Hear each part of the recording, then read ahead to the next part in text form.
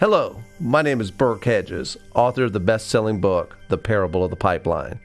I open my book with a story about Pablo and Bruno, who take two very different paths in their quest for financial independence.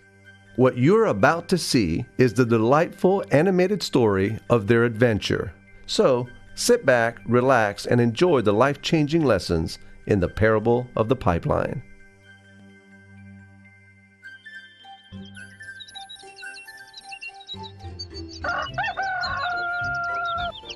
Far away, in a small village, near a beautiful valley, lived two friends, Pablo and Bruno. They were both young and dreamed of a better life for themselves. They'd often discuss their dreams about how they would become the most successful men in the village. They weren't afraid of hard work, and they searched for opportunities to help realize their goals and achieve their dreams. One day, an opportunity presented itself.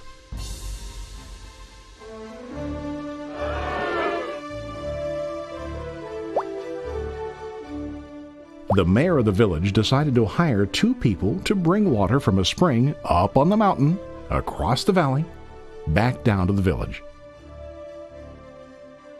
They were to be paid based on the amount of water delivered to the village.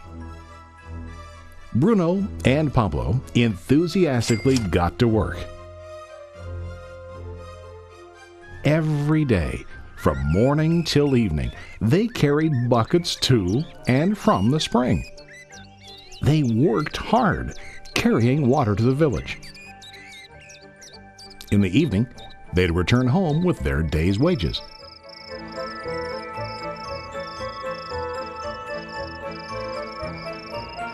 Bruno was satisfied with his work and the money he earned.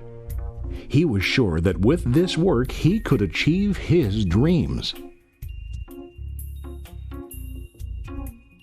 Bruno thought that to increase his wages he could use bigger buckets to bring more water each trip.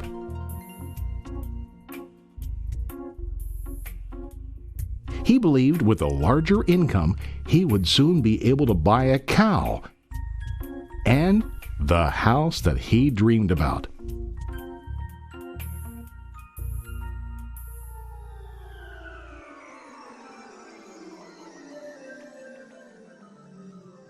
Now Pablo was not satisfied.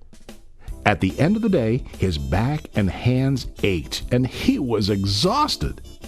He was looking for an easier way to earn more. One day an idea occurred to Pablo. He imagined building a pipeline to deliver the water from the mountain spring to the village. With this pipeline, he could get more water to the village without carrying buckets back and forth from the spring to the village. Soon, he got very excited about his idea and began to plan. Pablo, of course, shared his idea with his friend Bruno and asked him to join with him to work on and help build the pipeline. Bruno thought the idea was crazy. All Bruno could think about was what his money could buy today and how to get it quicker. He felt that building a pipeline would slow him down and delay him in achieving his goals. Instead, Bruno got bigger buckets and went more often back and forth, fetching water. He was sure that with this method, he could make more money. Pablo decided to build the pipeline on his own. He understood that it would not be easy to build, and it would take time to complete the pipeline. Pablo knew that it could take several years to finish, but he set his mind on his goal. Every day he worked and carried water like before. But on weekends and during his spare time, he worked hard to dig in the rocky soil and build his pipeline. In the first month, there was little to show for his work.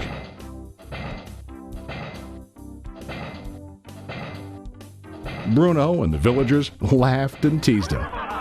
They called him Pablo the Pipeline Man. During this time, Bruno's income doubled. He already bought a cow and a bigger house. His lifestyle changed. He now spent time after work in the bar, enjoying his hard-earned wages from delivering water.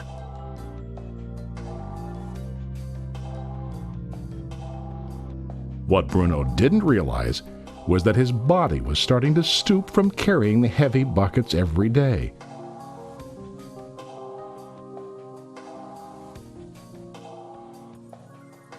His face looked worn and his body tired. Soon, he began to carry less and less water due to the wear and tear on his body.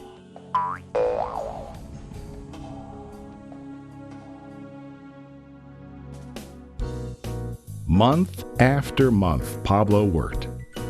Soon a year passed, and then a second year.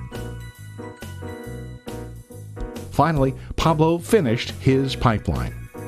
He now used his pipeline to deliver water to the village instead of carrying buckets. Pablo was now earning more money than ever before. The water continued flowing to the village, while Pablo wasn't working. While he slept and ate, the water flowed. Pablo was happy and proud of his insight, persistence, and hard work.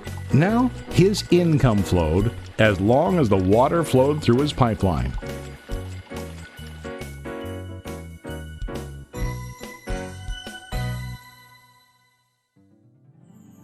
The story of Bruno and Pablo is a reflection of life. Their jobs symbolize what most people do to earn money. Bruno gets his money using buckets. He goes back and forth, carrying his buckets from the spring to the village in exchange for money.